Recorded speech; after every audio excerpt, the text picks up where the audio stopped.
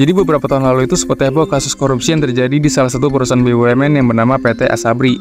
Dan yang liciknya, salah satu dari pelaku kasus korupsi Asabri yang bernama Jimmy Sutopo bahkan pernah mencuci uang hasil korupsinya dengan cara membeli 36 lukisan berlapis emas untuk menyamarkan hasil kekayaannya.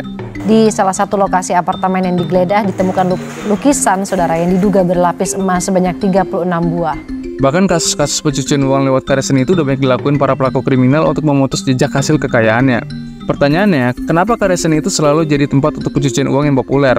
Dan kenapa giliran ke barang-barang lain itu justru lebih mudah ketahuan?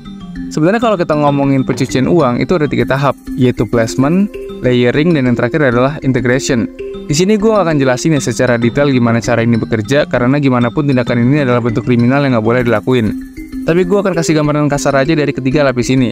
Pertama, placement. Di tahap ini pelaku pencucian uang itu memecah uang jumlah besar jadi pecahan kecil-kecil supaya nggak terlalu mencurigakan. Kedua, di tahap layering, pelaku pencucian uang itu memisahkan uang haram yang mereka dapat dengan cara membuat banyak transaksi untuk membingungkan proses audit. Terus apa bedanya antara placement dan layering? Well, kalau placement itu menyuntikkan dana terlarang ke sistem keuangan, sedangkan layering itu membuat gocekan dengan banyaknya transaksi. Dan yang terakhir adalah tahap integration. Setelah melakukan placement dan layering, penjahat kemudian mengintegrasikan uang itu, atau dengan kata lain mengembalikan uang itu ke rekening pribadi dengan cara yang seolah bersih, bisa lewat perjudian, properti, dan karya seni.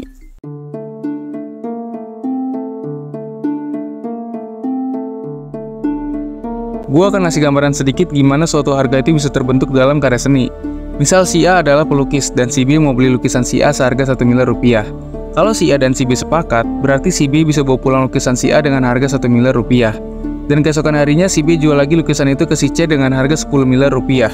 Kalau si C mau dan mereka sepakat, itu sah-sah aja dari harga 1 miliar ke 10 miliar dalam satu hari, selagi keduanya sepakat. Nah, fleksibilitas harga inilah yang bisa membuat karya seni itu bisa jadi tempat untuk pencucian uang, karena nilainya bisa dimanipulasi secara subjektif antara pembeli dan penjual. Sama halnya kayak lu jual beras di warung dengan harga 100.000 per liter. Walaupun itu kemahalan, tapi kalau ada satu aja pembeli yang sepakat dengan harga itu, ya transaksi itu sah-sah aja. Tapi inilah yang ngebedain antara karya seni sama barang lain kayak misal beras tadi. Kalau seni itu kan subjektif, menurut lu bagus tapi bisa aja menurut orang lain itu nggak bagus. Makanya harganya itu bisa berbeda. Sedangkan kalau beras, perceived value-nya itu sama, dan semua orang juga tahu kalau beras itu untuk dimakan. Apakah mungkin ada yang mau beli beras 100.000 per liter sedangkan di tempat lain cuma 10.000 per liter? Kalau mau sih ya secara teori sah-sah aja, tapi kemungkinan nggak akan ada yang mau. Lagian kalau ada yang mau pun justru itu bikin inflasi harga beras itu. Sedangkan kalau di karya seni, yang naik cuma lukisan itu doang. Nah, jadi fleksibilitas harga dari suatu karya seni itulah yang ngebuat karya seni jadi alternatif untuk pencucian uang. Dan selain dari harganya yang bersifat abstrak dan subjektif, alasan banyak penjahat itu melakukan pencucian uang lewat karya seni adalah karena anonimitas karya seni yang biasanya memberikan kerahasiaan tentang siapa pemilik dari karya seni tersebut. Misal gue bikin lukisan, tapi nama pelukis itu pakai nama samaran, bukan nama asli gue. Jadinya transaksi ini susah dilacak otoritas keuangan karena transaksinya dilakukan secara pribadi antar penjual dan pembeli doang. Sama aja halnya kayak lu beli barang di pinggir jalan, kan nggak ada bukti apapun selain kesepakatan penjual dan pembeli. Nah, kerahasiaan itulah yang ngebuat transaksi ini susah bahkan hampir mustahil untuk dilacak. Mungkin Anda bilang kan ada faktur atau struknya. Ya, ada struknya pun tetap bisa dimanipulasi barangnya, bahkan struknya pun bisa dipalsuin. Nah, makanya anonimitas ini yang dimanfaatkan pelaku pencucian uang untuk memutus jejak hasil kekayaannya. Apalagi kalau transaksinya itu dilakukan secara global. Pelaku pencucian uang itu bisa manfaatin regulasi di tiap-tiap negara. Bahkan dengan bangkitnya era teknologi, praktik pencucian uang lewat karya seni ini makin bermudah dengan adanya NFT. Mungkin udah banyak yang dengar apa itu NFT tapi masih bingung sistem kerja dari NFT itu.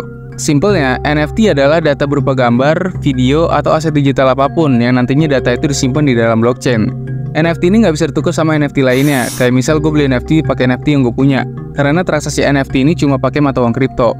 Walaupun kita bisa screenshot atau simpan gambar secara gratis, tapi kepemilikan itu tetap diverifikasi sama blockchain, karena NFT ini punya kode pengenal khusus tiap gambar dan itu jumlahnya terbatas.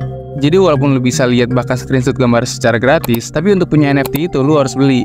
Nah, kalau kita lihat, harusnya ini adalah sebuah terobosan teknologi baru yang bisa mempermudah para seniman dan para penggemar seni.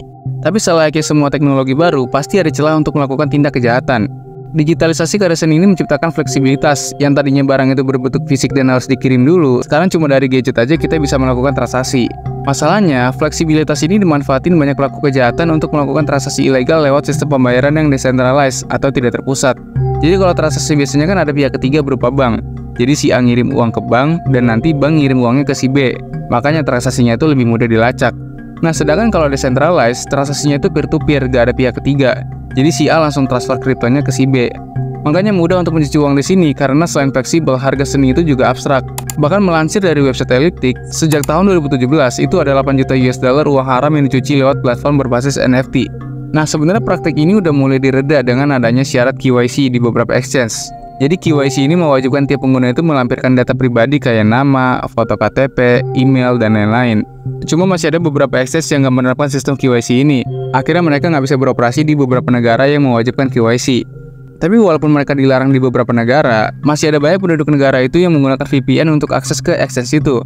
Karena sebenarnya KYC ini tuh nggak melanggar prinsip cryptocurrency yang tidak terikat dengan pihak manapun. Kalau kita ngasih data ke exchange, sama aja kita masih terikat sama exchange itu. Dan nggak jauh beda sama sistem keuangan sebelumnya yang basisnya adalah kepercayaan. Tapi di satu sisi kalau KYC ini nggak diberlakukan, ini bisa mencemari pasar dengan transaksi ilegal. Nah, rendahnya aturan KYC ini membuat pelaku kejahatan ini bebas untuk bikin NFT sendiri dan buat akun sebanyak-banyaknya untuk naikin harga dengan membuat perdagangan palsu. Yang akhirnya nanti dia menjual NFT itu ke diri dia sendiri dengan harga jutaan dolar. Karena logikanya kenapa mereka mau gitu beli gambar digital seharga miliaran rupiah yang semua orang bisa buat itu. Bahkan semuanya juga tahu kan kalau benda digital ini bakal jadi nggak berharga ketika hype-nya itu udah turun. Nah, kenapa ini bisa terjadi? Simple, karena mereka tuh beli bukan karena estetika, tapi untuk membersihkan uang haram itu lewat blockchain. Blockchain itu adalah teknologi yang relatif baru dan masih lambat dalam membuat undang-undang. Nah, karena ini pasar global juga, jadi membutuhkan kerjasama pemerintah di seluruh dunia, dan itu bukan hal yang mudah.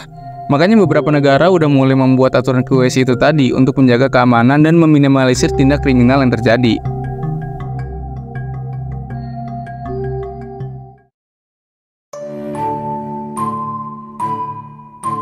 Nah, jadi secara keseluruhan, kenapa karya seni itu mudah digunakan untuk pencucian uang? Karena pembentukan harga dari suatu karya seni itu bersifat abstrak dan nggak ada faktor pastinya yang membuat nilainya itu stabil. Jadi lu mau jual dari berapapun sah-sah aja selagi penjual dan pembelinya itu sepakat.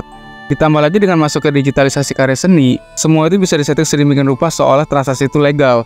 Dan menurut gue sebenarnya oknum-oknum yang menggunakan karya seni sebagai pencucian uang itu bisa merusak citra dari industri seni itu sendiri. Karena seni yang harusnya jadi luapan ekspresi tapi malah digunakan untuk praktik ilegal. Walaupun memang nggak semua orang yang bertransaksi di karya seni itu untuk pencucian uang, tapi jelas ini merusak industri seni itu sendiri. Dan buat lo yang belum ngerti gimana cara sistem blockchain ini bekerja, lebih baik pelajarin dulu daripada cuma jadi exit liquidity orang-orang doang. Karena denger-dengar 90% NFT itu sekarang udah nggak berharga lagi. Ya mungkin karena hype-nya udah habis kali ya, jadi tekanan belinya itu dengan sebesar waktu awal-awal NFT ini heboh. Nah, ini bahaya, kalau lu masih belum ngerti tapi berharap untung banyak, yang ada lu cuma jadi exit liquidity doang, atau cuma jadi penampung terakhir sebelum akhirnya barang itu nggak berharga lagi. Makanya untuk lu yang malas belajar, lebih baik gak usah, daripada berharap untung banyak tapi malah rugi. Well, sekian dulu pembahasan kali ini, semoga bermanfaat, sampai jumpa di segmen selanjutnya.